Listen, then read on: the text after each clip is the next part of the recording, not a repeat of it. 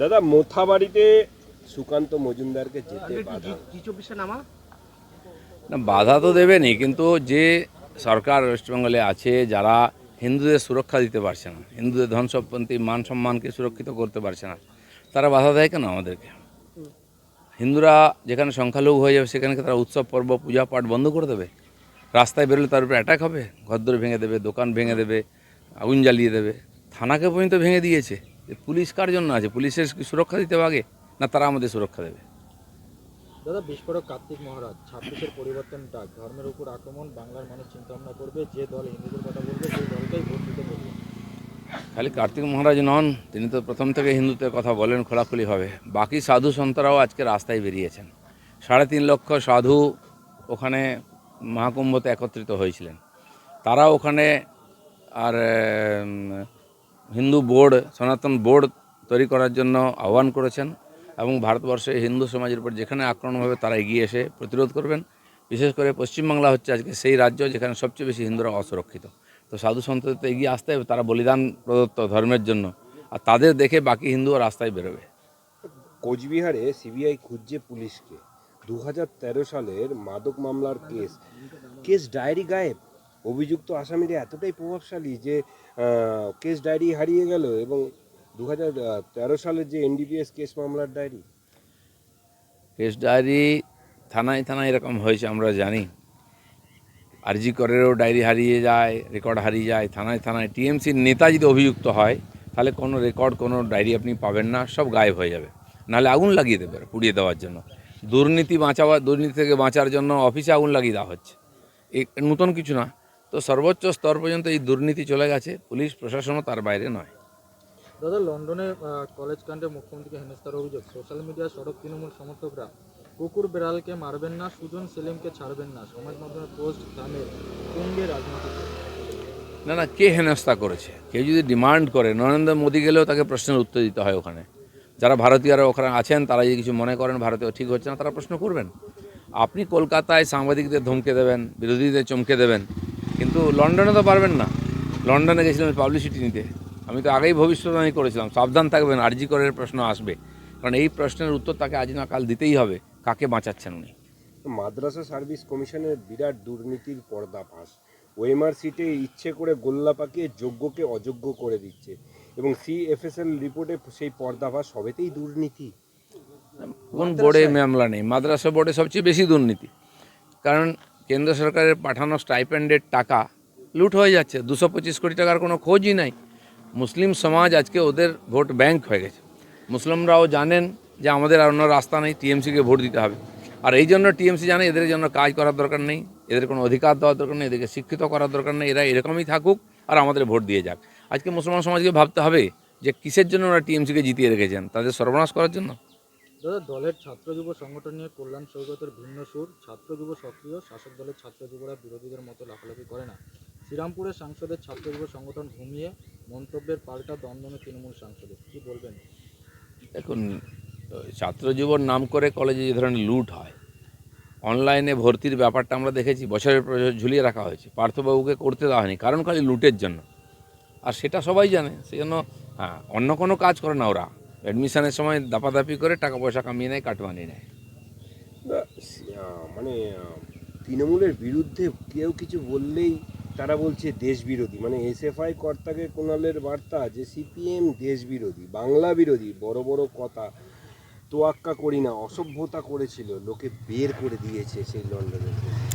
না দেখুন, কুণালবাবু কী বলছেন জানি না, উনি হয়তো একটু লন্ডন বেড়াতে গেছিলেন, মেজাজটা কদিন ফুরফুরে ছিল, এসে আবার ক্যাচালের মধ্যে পড়েছেন, পার্টির মধ্যে মারামারি, বাইরে ঝামেলা, এই উত্তর দিতে হয় রোজ এইসব কথা। আর খুব কষ্টকর ওনার পক্ষে, সকাল থেকে উঠেই মেজাজটা খিচড়ে যায়। কিন্তু উপায় নেই, যে পার্টিতে আছেন, সঙ্গদোস্ত।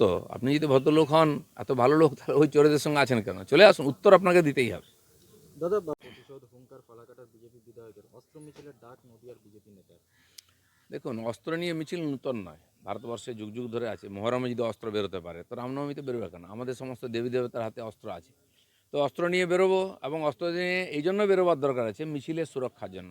পুলিশের উপরে কোনো ভরসা নেই, পুলিশ সুরক্ষা দিচ্ছে না, পুলিশের সুরক্ষা নেই। মালদা মোথাবাড়িতে থানা জ্বালিয়ে দেওয়া হচ্ছে, ভেঙে দেওয়া হচ্ছে। তারপরে এখানে কি বলে, কালিয়াগঞ্জেতে কালিয়াচকেতেও থানা জ্বালিয়ে দেওয়া হয়েছিল, বারবার হয়েছে, তো পুলিশ কি সুরক্ষা দেবে? তাই হিন্দুরা তাহলে ধর্মকর্ম বন্ধ করে দিতে হবে, শোভাযাত্রা পুজো পাঠ করবে না, কারণ কি হলেই হামলা হবে, যেটা হচ্ছে জায়গায় জায়গায়। আর সেই জন্য হিন্দুদের নিজের সুরক্ষার জন্য নিজের ব্যবস্থা করতে হবে। এবার ক্যানিংয়ে রামনবমী মিছিলে থাকতে পারেন শওকত মোল্লা। শৌকত মোল্লা যদি এত দম থাকে, আগে যাক, নওদাতে যাক, মুর্শিদাবাদে যেখানে হিন্দুদের বাড়িঘর ভাঙা হয়েছে, পোড়ানো হয়েছে, যাক মোথাবাড়িতে যেখানে হিন্দুদের গ্রাম উজাড় করে দেওয়া হয়েছে, থানা ভাঙা হয়েছে, ওখানে গিয়ে শান্তি মিছিল করো আর মুসলিম ভাইদের বোঝাও যে ধর্মনিরপেক্ষতা একার জন্য নয়, হিন্দুদের জন্য, তোমাদের জন্য আছে। আরে যে চোর ডাকাত ছাড়া রাজনীতি করতে পারে না। ভাঙড়ে তো আমিও থাকি, পঞ্চায়েত ইলেকশন আপনারা দেখেছেন, নমিনেশন করতে দেওয়া হয়নি কাউকে, গাড়ি গাড়ি চোর ডাকাত নিয়ে এসেছিল গণ্ডগোল, যে পাবলিক ঘিরে গাড়িগুলো পুড়িয়ে দিচ্ছে, লেজ গুটিয়ে দৌড় মেরেছে নেড়িকুত্তার মতো। সে বড় বড় ধর্মের কথা বলে এটা ডাকাত। আমি নিজে তার ভুক্তভোগী। আমাদের কেন্দ্রীয় সভাপতি যখন ডায়মন্ড হারবার যাচ্ছিলেন, আর ওখানে কিভাবে আটকানো হয়েছে, দিয়ে রাস্তার দুই দিকে সব সমাজ বিরোধীদের দাঁড় করিয়ে রেখে ইঁট পাথর মারা হয়েছে, সে রাজনীতি শেখাচ্ছে বিজেপির লোকেদেরকে। ভাই, আতিক মোহাম্মদ একটা হয় না ভারতবর্ষে, অনেক হয়, সময়টা আসতে দাও, সব দেখবে, ভুলে যাও না আতিক মোহাম্মদের কথা।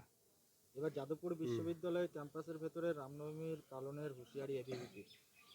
না, রামনবমী তো বিশ্বের সব জায়গায় হতে পারে, রাম সর্বত্র সবার, তো যেখানে যেখানে যে সরস্বতী পুজো হতে পারে, অন্যান্য ফাংশন হতে পারে, রামনবমী কেন হবে না? রাম একটা আদর্শ, যে ভালো, যদি কার্ল মার্কস লেনিনের জন্মতিথি হতে পারে, তো রামনবমী কেন হবে না?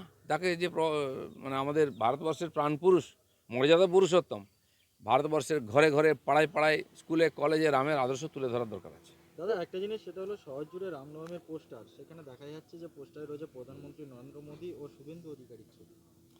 জানি না কে ছবি দিই, এটা কোনো রাজনৈতিক প্রোগ্রাম নয়। আমি রাজনৈতিক ব্যক্তি, আমি তো কারো বিয়েতে যে রাজনৈতিক বিয়ে হয়নি।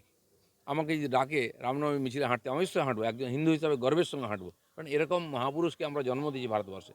আমি রাজনীতি করি, ভগবান রাজা ছিলেন রামচন্দ্র, তাই জয় শ্রীরাম বলি আমরা, এটা কোনো ধার্মিক স্লোগান নয়, ভুল করে ওরা। আর সেই জন্য তার আদর্শকে ভারতবর্ষে প্রতিষ্ঠিত করে, রামরাজ্যের কথা স্বয়ং গান্ধীজি বলেছে।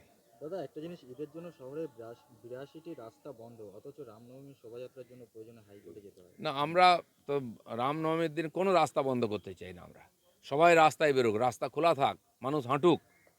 আর শওকত মোল্লাকে বলছি, ক্যানিংয়ে তুমি ওখানে যে হিন্দুরা 21-এ নির্বাচনের পরে গ্রাম ছাড়া হয়ে গেছে, যাদের বাড়িঘর ভেঙে দেওয়া হয়েছে, এখনও এলাকা ছাড়া আছে, তাদের ডেকে নিয়ে এসো, রামনবমী করে তুমি নেতৃত্ব দাও সামনে দাঁড়িয়ে, তাহলে বুঝবো তোমার পাটা আছে বুকের।